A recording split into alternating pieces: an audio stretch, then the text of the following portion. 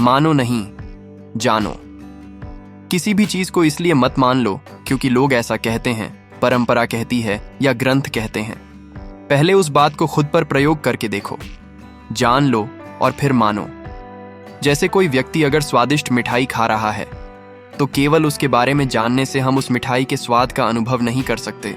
इसके लिए हमें उस मिठाई को खुद खाना पड़ेगा। किसी भी बात को सिर्फ मानना नहीं है, पहले जानना है और फिर उसका अनुकरण या अनुसरण करना है और उसे अपने जीवन में उतारना है। छोड़ो नहीं, जोड़ो। किसी भी चीज से भागो नहीं, बल्कि उसी में ध्यान लगाओ। ध्यान मतलब होशपूर्वक जीना है। अगर खाना बना रहे हैं, जॉब या बिजनेस कर रहे हैं या फिर खेल रहे हैं तो उसे होशपूर्वक होकर करें। लोग सोचते हैं कि अध्यात्म के लिए कुछ छोड़ना होगा, जैसे पसंद का खाना या कोई खास चीज। छोड़े नहीं, बस केवल उसमें ध्यान को जोड़ें। सबसे बड़ा रोग क्या कहेंगे लोग। हमारी सबसे बड़ी परेशानी यही होती है कि हम लोगों के बारे में सोचने लगते हैं।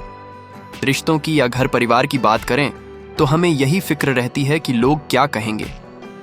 इसी वजह से कई बार बच्चा ठीक से पढ़ नहीं पा रहा, कोई प्रेमी प्यार नहीं कर पा रहा, कोई खुलकर जॉब नहीं कर पा रहा। लेकिन यह गलत है। ये जीवन हमारा है, हमें मिला है, लोगों को नहीं। इसलिए पहले अपने बारे में सोचो। नकारना नहीं, स्वीकार करना। हम जैसे भी हों, खुद को उसी रूप में स्वीकार करें। जिस चीज को हम स्वीकार नहीं करते वह पीड़ा बन जाती है।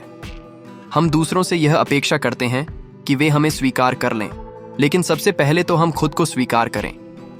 हम इसके उलट करते हैं, फिर चाहते हैं कि सामने वाला हमें स्वीकार करे। हम जैसे भी हैं, तुम एडजस्ट करो, तुम बर्दाश्त कर लो। लेकिन सबसे पहले हम जैसे भी हों, खुद उस बात को स्वीकार करना है। अगर आपने ही खुद को स्वीकार नहीं किया तो दूसरा कैसे स्वीकार करेगा। अभी और यहीं हम या तो बीते हुए कल में जीते हैं या आने वाले कल में। काश वह मिल जाता तो कितना अच्छा था, वैसा होता तो कितना अच्छा होता, हम ऐसे सोचते हैं। कई बार भविष्य के बारे में सोचते हैं कि ऐसा हो जाए तो कितना बढ़िया, उसे मिला है और मुझे भी मिल जाए तो अच्छा रहे। लेकिन हम आज को भूल जाते हैं। जीवन आज में जीने का नाम है। आज में नहीं जीने वाला कल में जी रहा है तो वह नरक में जी रहा है। वर्तमान में न जीने वाला कल या काल यानी मृत्यु में जीता है। जीवन अभी और यहीं होता है। जीवन ही है ईश्वर। जब भी हम भगवान की बात करते हैं तो मंदिर या तस्वीर में दिखने वाले की बात करते हैं। हमें जीवन में प्रभु को देखना चाहिए।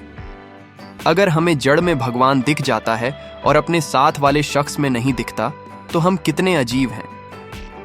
कण कण में भगवान है तो यह कैसे हो सकता है कि माता पिता में न दिखे, पत्नी में न दिखे, पति में न दिखे, बच्चे में न दिखे। मंदिर जाते हैं तो वहां सफाई करते हैं कि यहाँ भगवान रहते हैं, लेकिन अपना घर साफ नहीं करते, अपना आस पड़ोस साफ नहीं रखते। याद रखिए, इस जगत में जो कुछ भी जीवंत है वह प्रभु हैं। दमन नहीं, सृजन। हमें यह सिखाया गया है कि गुस्सा न करें, गाली न दें, क्योंकि यह गलत है। शिष्टाचारवश गाली का जवाब गाली से नहीं दिया और गुस्सा मन में ही दबा दिया, पर मुट्ठियां भींच लीं। फिर घर जाकर बच्चे को थप्पड़ लगा दिया तो यह गलत है। हमें दमन नहीं करना है, लेकिन अपनी ऊर्जा का रूपांतरण करना है। गुस्सा बुरा नहीं है, हमें केवल इतना करना है कि उस ऊर्जा को सकारात्मक काम में लगा देना है।